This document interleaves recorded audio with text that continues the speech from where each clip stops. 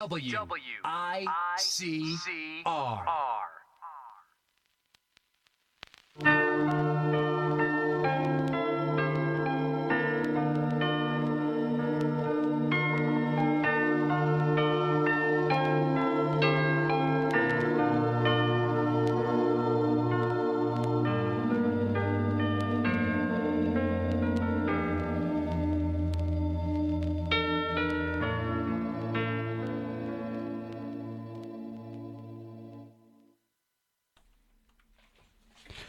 All right, folks, welcome back for our second segment of The Rock is On. And for those of you who didn't know, I'm sure those who listen to music, though, or some rap, you know what the beginning of that song was, or what the name of that song was when you heard that piano solo. But for those who don't know, that was the beginning of Lose Yourself by Eminem. It was famous in his movie 8 Mile, where it shows about his life and how he became a successful rapper and what he had to go through on a daily basis. Now, you're another question. Why are you're asking me why did I play that? Why did I play the beginning of Lose Yourself, or why did I play the piano solo of Lose Yourself? And that's because Eminem is from Detroit, or from the Detroit area. 8 Mile is above Detroit, and we're going to be talking about the Detroit Lions. Now, prior to this year, the Lions went through a lot of, I wouldn't say turmoil, but had some sort of adversity. And that adversity was they lost their best wide receiver, probably not only in the NFL, but probably in the history of the Detroit Lion franchise, in Calvin Johnson. They were coming off a disappointing year, which they finished 7-9 and started off the season 7-1. They finished strong and finished 7-9 despite starting the season at 1-7. And this was coming off a playoff berth the year before. And a lot of football experts, just didn't believe in Matthew Stafford, didn't believe in Jim Caldwell, and just didn't really believe the Detroit Lions as a whole. Because most experts predicted the Lions to go, or projected the Lions to go like 5-11, 6-10 at best, and that they had no chance of making the playoffs. They all said the Green Bay Packers, led by Aaron Rodgers, and maybe some experts picked the Vikings to win the division, or pick two teams to come from that division, or to make the playoffs from that division. But all I gotta say is, as of now, those experts are wrong. WRONG. Wrong. They're wrong.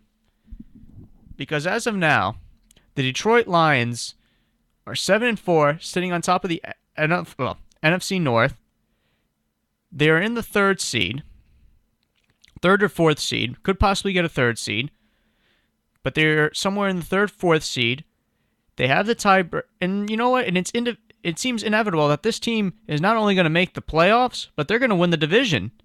And this is going to be crazy. It's crazy because this is the first time if they do win the division, it'll be the first time in 23 years that the Lions win the division. And also, little fun fact here, it will also be the first time that Ford Field will host a Detroit Lion playoff game since the stadium opened in 2002. A little fun fact there, but usually it seems the Lions are inevitable. It's inevitable that the Lions are going to make the playoffs, though, because they have the tiebreaker over the Vikings. They won both games against them.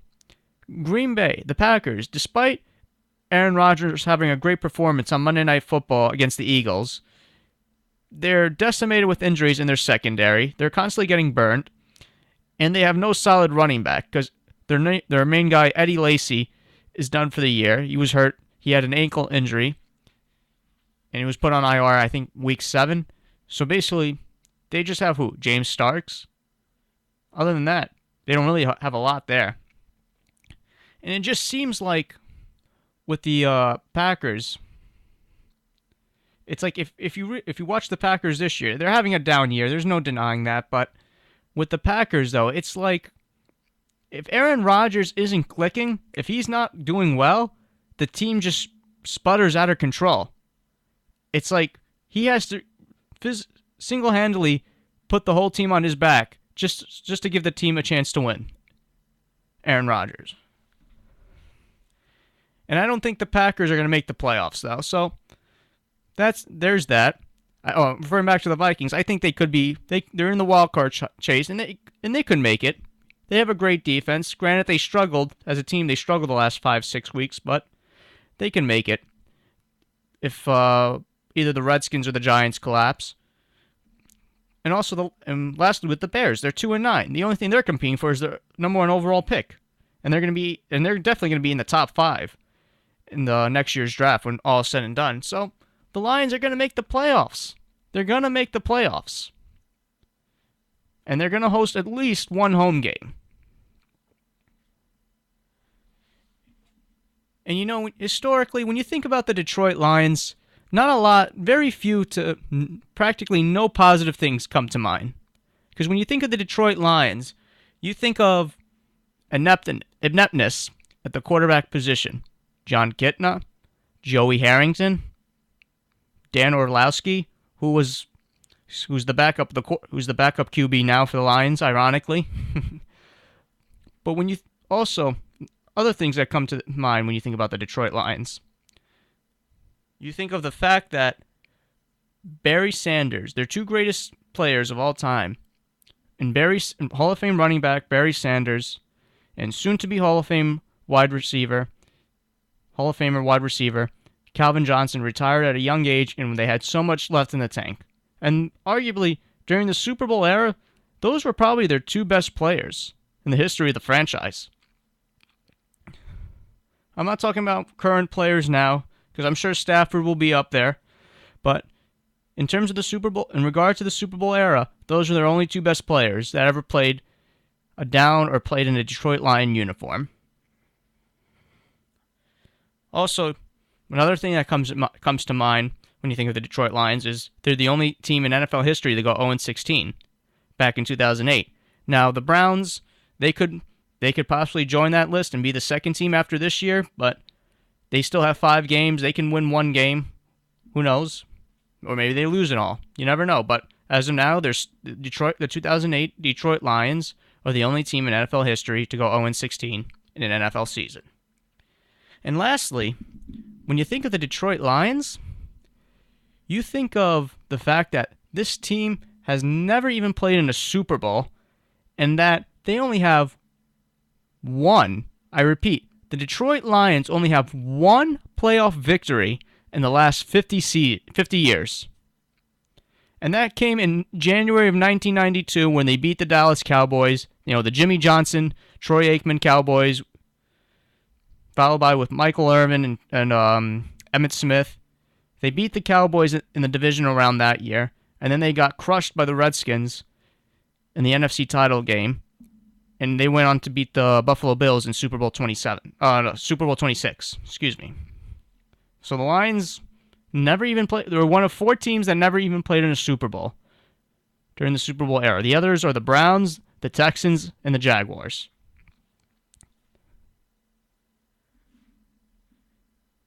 But with that being said, despite me listing all those negative things about the Detroit Lions historically, one question comes to mind, and they're great this year, and like I said, they're going to be in the playoffs this year. No denying that, barring an epic collapse, but I don't see it happening.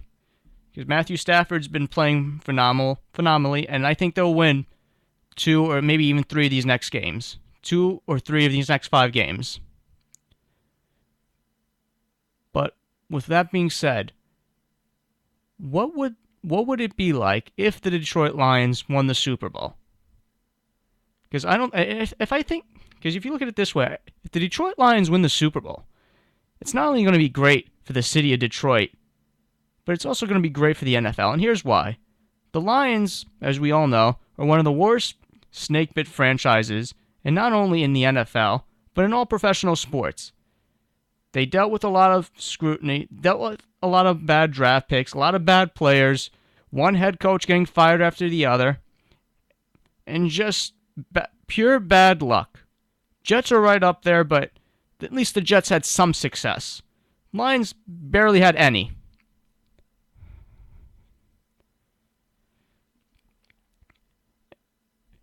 But it would be remarkable if the Lions won the Super Bowl. Because if the Lions winning the Super Bowl will be analogous or be similar to when the Saints won the Super Bowl back in February 2010. Because we all know how bad the Saints were prior to Sean Payne and Drew Brees coming aboard. Or joining the team, I should say. But not only would it be... And also, you got to look at it from this standpoint. It can revive... If the Lions win the Super Bowl, it can completely revive the city of Detroit. Now, we all know Detroit is a Don't take this the wrong way. I'm not bashing it or anything. I'm just being factual. I'm being objective, if you want to say. I'm being objective. But the thing is, the city of Detroit has went for the last, God knows how long, the last maybe 40, 50 years, have been corrupt. It's been one of the worst cities in America in terms of crime rate and homicide rate. It's always in the top 5. Sometimes, majority of the time, was in the top 3, followed by its fellow town, Flint, Michigan. Because like Detroit would be like 1, and then Flint would either be 2 or 3. So that happened a lot. And also, it's like when you hear Detroit, though, it's a scary place because they have houses. Every other house is all boarded up and abandoned, and you don't know what people are doing there. People can be doing stuff they're not supposed to. And then you have project buildings, like the skyscraper buildings, that are burned down and abandoned, and the city doesn't even have the money to tear it down.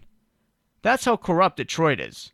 But with the Super Bowl championship, that can completely revive the city, give the citizens of Detroit some hope, and that a better future is coming, a better future is on the way, and can also, even in a way, connect the city. It could help generate some money. You never know. Like, look at the Cavs. A different sport, but look at the Cleveland Cavaliers when they won the title back in June. Now, we all know Cleveland, the history before they won with their sports, they went through tremendous heartbreak, whether it was Ernest Biner, The Drive, Red Right 88, Indians losing the 1997 World Series, and they had a chance to win, or LeBron James leaving. We get it. And then also, you throw in the fact economically and, pop culturally, if you want to say, Cleveland hasn't been that great. People made a lot of jokes about it. It was in the top 10 in crime rate. Cleveland was in the top 10 in crime rate, and it was just a rundown, bad city. It was just a rundown, abandoned city. But when the Cavs won, though, that kind of united the city. It united the city. It gave the city some hope that, hey, our future is looking bright. We have a better future, and I think, and it generated some money. When the Cavs had the watch party, and people would stand outside the queue or go inside the queue and watch the game from there. Or people would go to the bars or the local restaurants. So, it generated some money there. And I think if the Lions do win the Super Bowl, or, make some noise, go on a deep playoff run, Detroit can make a profit and can be very wealthy. And it can really help that city. But if the Lions do win, I think it will be one of the greatest stories in NFL history. A team that had absolutely no success whatsoever, just a tad, very little to no success, wins the Super Bowl.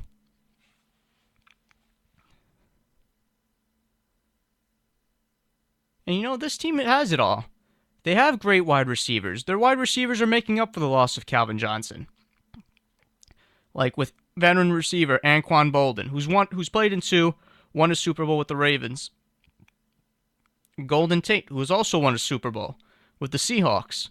And then you have Marvin Jones. 3 good wide receivers, a solid tight end in Eric Ebron, and also an emerging quarterback who's been criticized and has been epitomized by his turnover rate, is playing phenomenally and is not turning the ball over in Matthew Stafford. And he's very talented. People bash him because of his turnovers, or they label him as a dumb quarterback, but he's very talented. He's also in my opinion, he's a very underrated quarterback. And if they're probably going to get the 3 or 4th seed, And who knows, if maybe they can go to Seattle and beat them, or go to Dallas and beat the Cowboys. You never know, because the old cliche goes, you got to be in it to win it. And the Lions are certainly going to be in it.